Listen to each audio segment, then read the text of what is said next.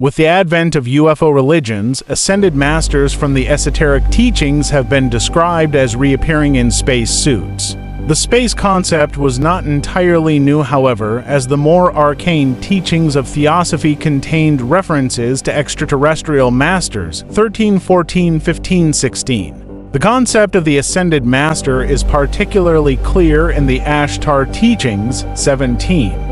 The very word ashtar appears in Helena Blavatsky's The Secret Doctrine 1888. 18.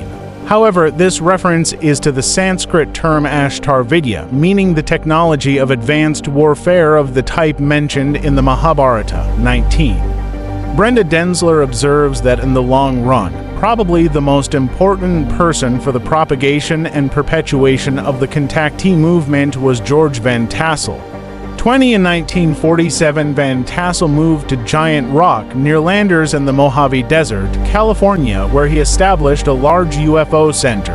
This became the most successful and well-known UFO meeting center of the time, 21, 22, 23. As one of the founding fathers of the modern religious ufologies, 24 Van Tassel also created arguably the most prominent UFO group established in the United States in the late 1940s and early 1950s, although not as influential or well-known today.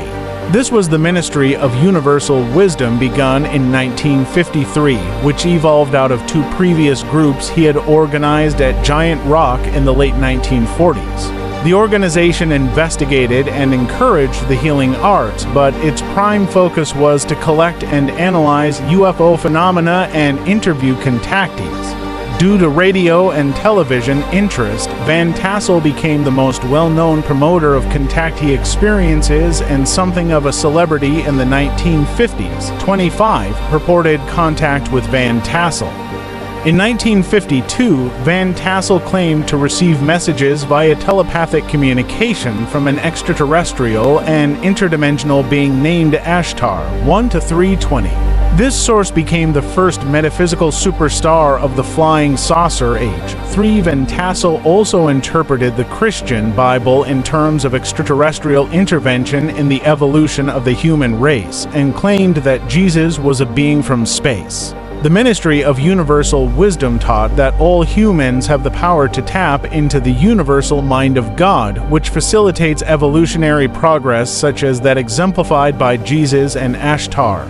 Van Tassel also claimed that by accessing the universal mind, he could receive messages not only from Ashtar but from humans who had died, such as Nikola Tesla. From Tesla, he claimed to receive instructions to build the integration machine, which could extend lifespan and access knowledge from the past and future. 26-27. Van Tassel's early purported messages from Ashtar contained a great deal of apocalyptic material, which focused on concerns regarding the development of the soon-to-be-tested hydrogen bomb. 1328. It was claimed that on July 18, 1952, Ashtar entered the solar system as Commander-in-Chief of the Ashtar Galactic Command to warn humanity of the dangers of detonating the H-bomb, including the destruction of the planet. 29. The messages stated the Space Command was determined that humans would not destroy the Earth through the wrong use of nuclear power, and that the command was helping the human race.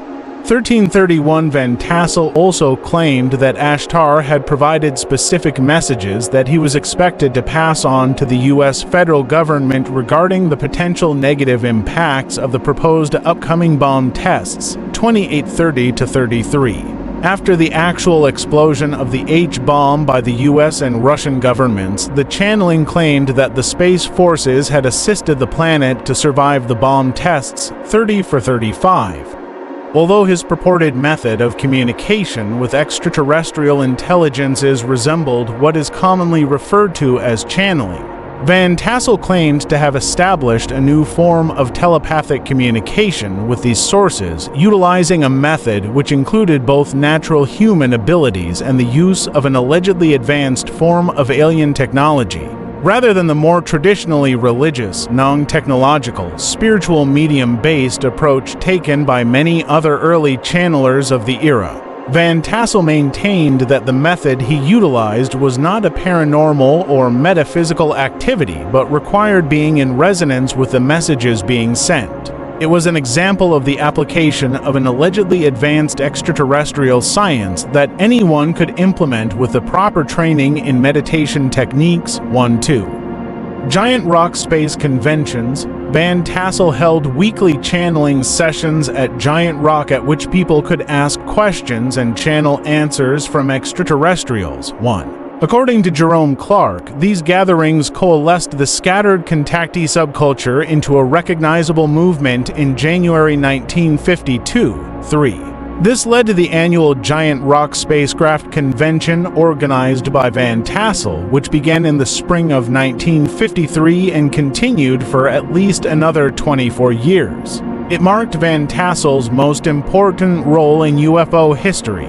120-23. In 1959, up to 11,000 people attended these conventions and heard channeled messages claiming to come from space. 23-29. Most of the well-known UFO contactees attended these conventions as speakers and channelers.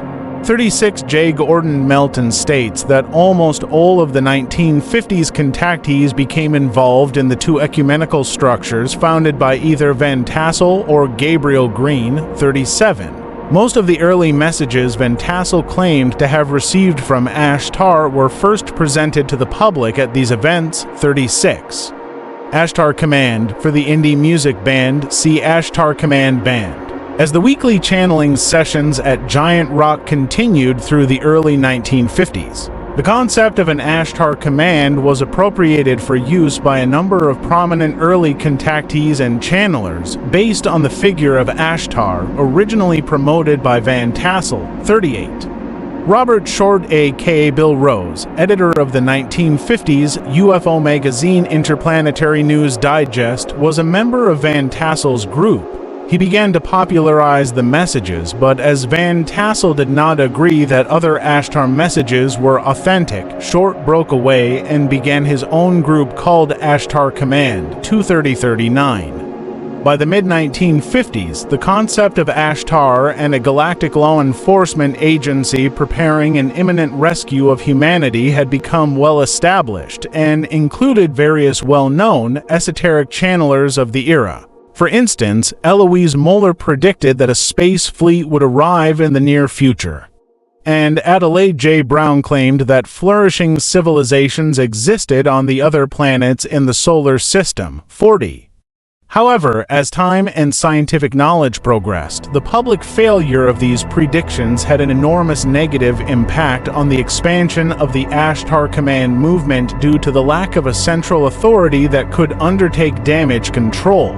Although Robert Short had spent a lot of time promoting the Ashtar message, he was neither the leader nor the only interpreter, as by this time dozens of Ashtar channelers were presenting conflicting messages. 5.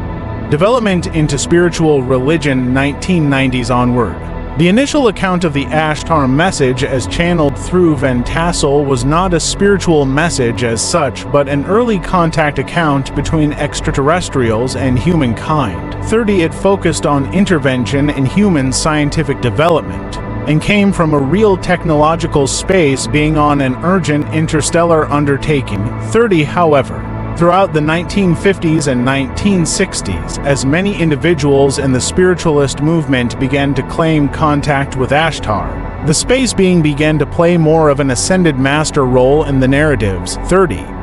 The Ashtar Command evolved into a movement that had a central authority for several decades up to the mid-1990s and has been described by Robert P. Flaherty as the common property of a diffuse New Age spiritualist milieu. During this time, the teachings claiming to be channeled from Ashtar varied immensely. 241. Part of this movement metamorphosed when Tuella founded Guardian Action International. 42. Guardian Action Publications was founded by Tuella when Ashtar approached her with a special mission to publish several books through the 1980s.